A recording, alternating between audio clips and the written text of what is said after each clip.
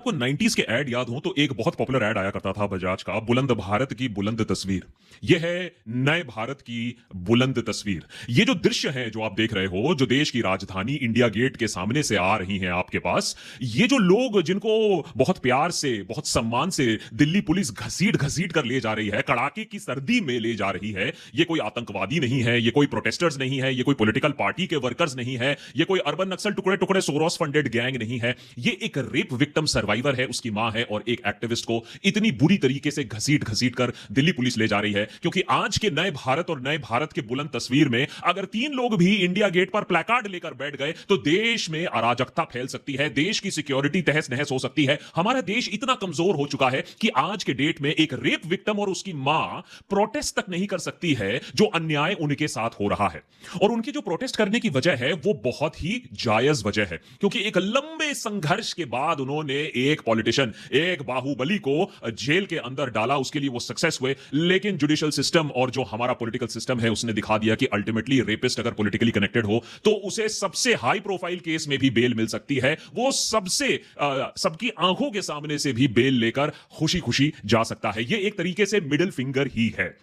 मैं किस चीज के बारे में बात कर रहा हूं, मैं किस केस के बारे में बात कर रहा हूं? अगर वो लोग जो न्यूज फॉलो करते हैं पिछले कुछ सालों से तो उन्हें एक नाम जरूर मालूम होगा और वो नाम है कुलदीप सिंह सेंगर का। कुलदीप सिंह सेंगर वैसे तो कोई नेशनल लेवल के लीडर नहीं है, उन्नाव के एमएलए थे, लेकिन वहां के बाहुबली माने जाते हैं, काफी ताकतवर वहां के लोकल पॉलिटिशियन माने जाते हैं। और उसी ताकत की चूर में उन्होंने एक बहुत ही घिनौना काम किया एक बच्ची के साथ। और उसके बाद जो एक नेशनल आउटक्राई हुआ था, कुछ कुछ जो केसेस जो नेशनल मेन स्ट्रीम मीडिया तक पहुंच पाते हैं और लोग आक्रोशित होते हैं, और उसी आक्रोश में, उसी प्रेशर में आकर जब कोर्ट ने कुछ कार्यवाही की, जब लोग मरे इस केस में कि भैया जस्टिस पाते पाते भी जब लोग मरने लगे, तब सुप्रीम कोर्ट ने जब इसमें कॉग्निसेंस लिया, तब जाकर इसमें कोई जस्टिस मिला। आज उस जस्टिस को कहीं ना कहीं अंडू किया जा रहा है। जो उनको लाइफ टाइम जो सजा मिली थी उसको सस्पेंड कर रही है अब दिल्ली हाई कोर्ट। ये पूरा केस क्या है इसके बारे में आज देशभक्त में बात करना बहुत जरूरी है, क्योंकि कहीं ना कहीं कोर्ट भी हमारा और जो पॉलिटिकल सिस्टम है, जो हमारा महकमा है, कहीं ना कहीं एक सिग्नल देने की कोशिश कर रहा है कि अगर आप सही तरीके से पावर से कनेक्टेड हो,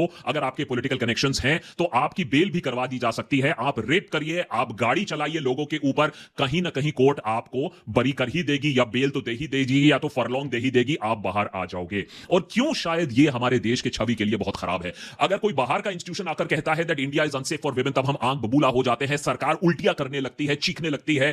जो वो कुत्ते के ऊपर जब आप एक पत्थर मारते हो तो उस तरीके से जब कुत्ता तिलबिला जाता है, उस तरीके से सरकार व्यवहार करती है। लेकिन सच तो यही है कि सरकार भी इसे अलाउ कर रही है, और उसके बारे में भी बात करेंगे कि यह सिर्फ कोर्ट की गलती नहीं है, कैसे सरकार इस पूरे शॉकिंग केस में इन्वॉल्व है कि कैसा एक हाई प्रोफाइल कन्विक्टेड रेपिस्ट को इस तरीके से सस्पेंड, उसका सेंटेंस उसका सस्पेंड हो जाता है, उसे कंडीशनल बेल मिल जाती है। बात सेंगर की नहीं है, बात सिर्फ एक फॉर्मर एमएलए की नहीं है, बात सिर्फ एक पॉलिटिकल पार्टी की नहीं है, बात देश की छवि की भी है, बात सुरक्षा फॉर वुमेन भी है। जिस तरीके से सेंगर को बेल मिला, जिस लीगल टेक्निकलिटी से सेंगर को बेल मिला, वो सुनकर तो एक पुराना कहावत ही याद आ जाता है, दे से लॉ इज एन एस। और वो अभी हम समझाएंगे कैसे लॉ इज एन एस। लेकिन उससे पहले जो लोग जानते नहीं है इस केस के बारे में, प्लीज समझ लीजिए कि ये जो बेल मिला है, जो सेंगर को कंडीशनल बेल मिला है, वो इतना शॉकिंग क्यों है। क्योंकि ये कोई आम रेप का केस नहीं था, ये एक बहुत ही लॉन्ग ड्राउन और बहुत ही कॉम्प्लिकेटेड केस था, जहां रेयर केस था, जहां देश में आक्रोश हुआ था और कोर्ट ने इसमें कार्यवाही की थी। बात है 2017 की, जब एक माइनर लड़की के साथ बलात्कार होता है। कुलदीप सिंह सेंगर इसे अपने घर में इसके साथ दुष्कर्म करते हैं।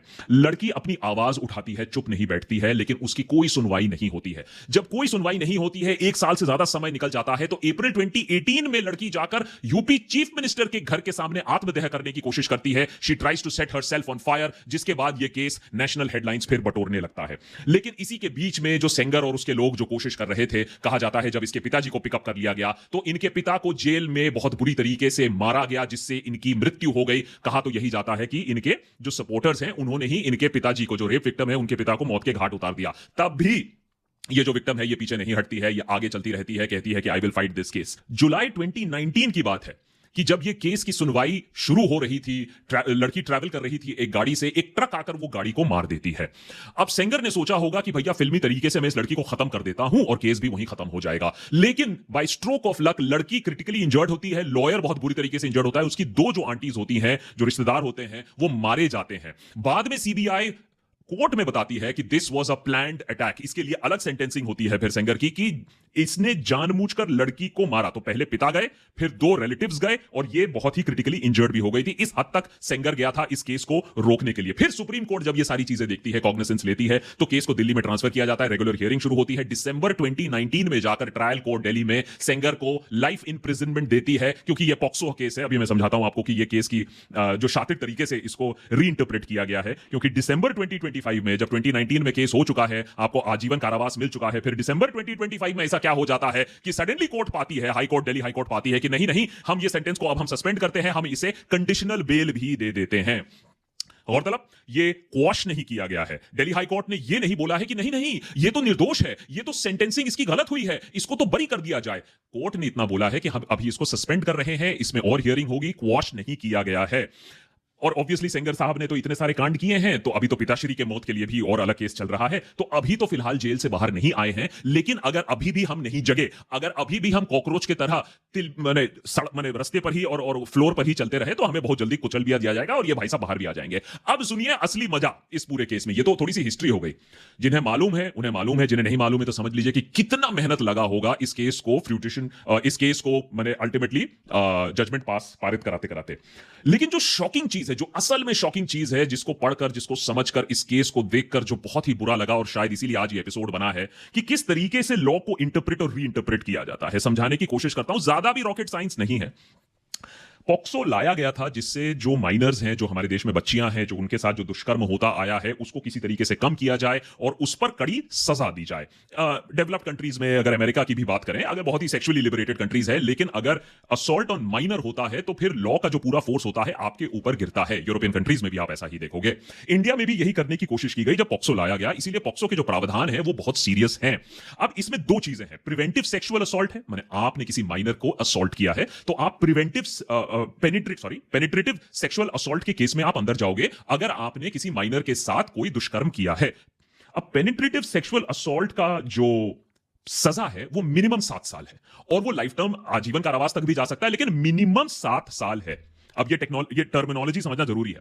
अब पेनिट्रेटिव सेक्सुअल असॉल्ट के लिए 7 साल है, लेकिन कोर्ट ये भी कहती है कि पॉक्सो के तहत एग्रीवेटेड पेनिट्रेटिव सेक्सुअल असॉल्ट एक अलग कैटेगरी बना दी गई है। कांड वही है, दुष्कर्म वही है, लेकिन अगर ये दुष्कर्म किसी पब्लिक सर्वेंट ने किया, किसी पुलिस ऑफिसर ने किया, किसी हॉस्पिटल स्टाफ ने किया, किसी जेल स्टाफ ने किया, यानी किसी ने जो position of authority and power में है, उसने अपना पावर गलत तरीके से इस्तेमाल किया, तो ये जो लॉ है ये डबल ट्रिपल आपके ऊपर गिरता है।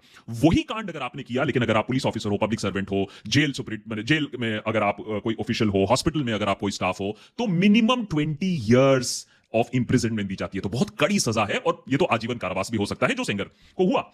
दिल्ली हाईकोर्ट ने अपना कॉमन सेंस की बात यूज की कि भाई साहब ये पब्लिक सर्वेंट हैं, ये एमएलए हैं, इनका बहुत रुतबा है, पावर है, तो पब्लिक सर्वेंट को देखते हुए इन्हें एग्रीवेटेड पेनिट्रेटिव सेक्सुअल असॉल्ट के अंदर इन्हें आजीवन कारावास दे दिया गया। लेकिन अब दिल्ली हाईकोर्ट की बेंच ने पाया है कि नहीं, हम सेंगर जी को नहीं पा सकते हैं एज अ पब्लिक सर्वेंट।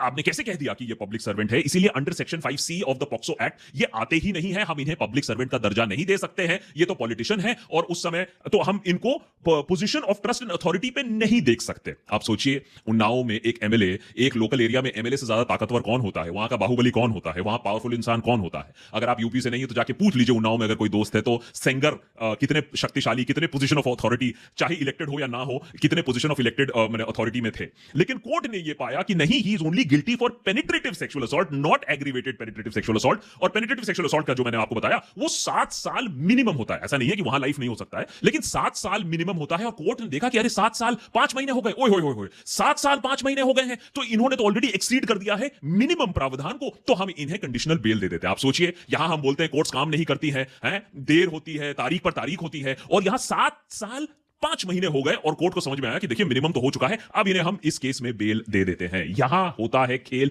इस तरीके से खेल खेला जाता है। अब इसमें सरकार की क्या गलती, आप पूछोगे, अरे भाई इसमें मोदी जी क्या कर सकते हैं, इसमें बीजेपी क्या कर सकती है, इसमें सरकार को क्यों ब्लेम किया जा रहा है? सबसे पहले तो सरकार को इसलिए ब्लेम किया जा रहा है क्योंकि शंकर जी उस पार्टी से आते हैं जिस पार्टी के लीडर ने, सुप्रीम लीडर ने साफ लफ्जों पे कहा था कि जीरो टॉलरेंस रखेंगे जहां तक असॉल्ट ऑन वुमेन की बात है, वुमेन सुरक्षा की जो बात है उस पर कॉम्प्रोमाइज नहीं होगा। सुन लीजिए नरेंद्र मोदी का क्या कहना था as far as women safety is concern. बेटियों के साथ दुर्व्यवहार करने वाले राक्षसी मनोवृत्ति के लोगों को अब फांसी पे लटकाने का कानून बनाया है। नरेंद्र मोदी के दो बहुत बड़े जो स्लोगन्स थे वो पॉपुलर हुए थे, ना खाऊंगा ना खाने दूंगा। अब उसका क्या हर्ष हुआ, वो कितना बड़ा जोक बन गया है वो आपको मालूम है। और दूसरा ये जो स्टेटमेंट है, लग रहा है कि ये भी अब एक भद्दा मजाक ही बन गया है। बेटी बचाओ बेटी पढ़ाओ, अब तो लग रहा है बेटी बचाओ तो एक चेतावनी थी कि जल्दी से बेटी बचा लो, क्योंकि हमारे नेतागण आने वाले हैं आपकी बेटी के लिए। और मैं मजाक नहीं कर रहा हूं, क्योंकि सीबीआई जिसने इस केस में एक बहुत अहम भूमिका निभाई थी, वो सीबीआई भी इस कोर्ट में मौजूद थी, विमेंस कमीशन भी मौजूद थी। तो सीबीआई जो कि प्रधानमंत्री के ऑफिस को रिपोर्ट करती है, विमेंस कमीशन, तो इन्होंने क्या किया, सेंगर को जब बेल मिल रहा था, सेंगर के अगेन जब ये बेल लेने की वो कोशिश कर रहे थे, तो इन्होंने उसको रोकने की कोशिश क्यों नहीं की, वहां फेलियर क्यों हुआ? अच्छा चलिए कोई बात नहीं, वो फेल कर गए। तो क्या अब नरेंद्र मोदी सामने आकर देश के सामने ट्वीट करेंगे? अभी तक तो नहीं किया जब तक ये एपिसोड बन रहा है। क्या नरेंद्र मोदी आकर ट्वीट करेंगे कि नहीं, हमारे पार्टी के एक फॉर्मर मेंबर ने यह कांड किया है और हमारी पार्टी एक अग्रसर स्टैंड लेगी, इसको चैलेंज करेगी, सुप्रीम कोर्ट में इसको आगे नहीं बढ़ने देगी? क्या नरेंद्र मोदी खुद पर्सनली इस बात की गारंटी लेंगे कि ऐसे लोग आगे बढ़ नहीं सकते हैं, ये जेल से बाहर नहीं आ सकते हैं? क्योंकि हमने जो देखा है वो अलग है। हमने देखा तो यही है कि ऐसे लोग बाहर आते हैं और फिर बीजेपी के जो सपोर्टर्स होते हैं उन्हें माला पहनाते हैं। ऐसा नहीं है कि कांग्रेस के लोग ने ऐसा कांड नहीं किया, दुष्कर्म नहीं किया, या फिर वो अंदर नहीं गए, बाहर नहीं आए, लेकिन जिस तरीके से रेपिस्ट को सेलिब्रेट किया जाता है वो शायद ही एक पार्टी की खासियत है इस समय। और जहां तक पार्टी की बात है तो सुन लीजिए, ओपी राजभर क्या कहते हैं। यूपी के पंचायत मिनिस्टर हैं, बीजेपी के एक नोन फेस भी हैं आजकल। तो उनसे जब पूछा गया कि ये इस केस के बारे में आप अपनी प्रतिक्रिया बताइए कि देखिए किस तरीके से ठंड में जो रेप विक्टिम है, उनकी मां है, वो इंडिया गेट पहुंची प्रोटेस्ट करने के लिए और उनके साथ पुलिस ने क्या बर्ताव किया, सुनिए मंत्री जी क्या कहते हैं। दिल्ली में तो उनका उन्नाव है, घर तो उनका उन्नाव है। दिल्ली वाह मंत्री जी, क्या जोक मारा है मंत्री जी। मंत्री जी काम करिए, आप ही स्टैंड अप कर लीजिए और स्टैंड अप वाले सरकार चला लेंगे, क्योंकि आप लोग से तो सरकार ना चल पाएगा, आप लोग तो कॉमेडी करने में बैठे हो। यार शर्म हया तो खैर है नहीं, वो तो छोड़ ही दो, लेकिन कम से कम इतना तो सोचो कि क्या बक रहे हो कैमरा के सामने जब पूरा देश देख रहा है क्या है। या फिर मंत्री जी को अच्छी तरीके से मालूम है कि लोगों को भी इसमें मजा आ रहा होगा, क्योंकि जब अपने पर आएगी तब तो बोलने वाला कोई नहीं होगा, दूसरा कोई जिसके साथ ये सब दुष्कर्म हो रहा है, रेप हो रहा है, मंत्रीगण को बेल मिल रहा है, उनको मजा ही लग रहा है। लेकिन the fact of the matter is कि कहीं ना कहीं इस केस के सामने आने के बाद जो बहुत वफादार भी है, जो पार्टी सपोर्टर भी है, उनको भी लग रहा है यार ये तो कुछ गलत हुआ है। तो क्या जो लोग, एंड इट डजंट मैटर आप मुझे सपोर्ट करो, देशभक्त देखो ना देखो, बीजेपी को सपोर्ट करो, कांग्रेस को करो, मुझे घंटा फर्क नहीं पड़ता है, क्या जो बेसिक फैक्ट है आपको दिख रहा है आपके सामने कि किस तरीके से रेप राज बन रहा है, किस तरीके से बलात्कारियों का बल बढ़ रहा है, या यहां भी आप उसको अनदेखा करना चाहते हो? फिर अंधभक्त भी आपके लिए बहुत कम टर्मिनोलॉजी होगी।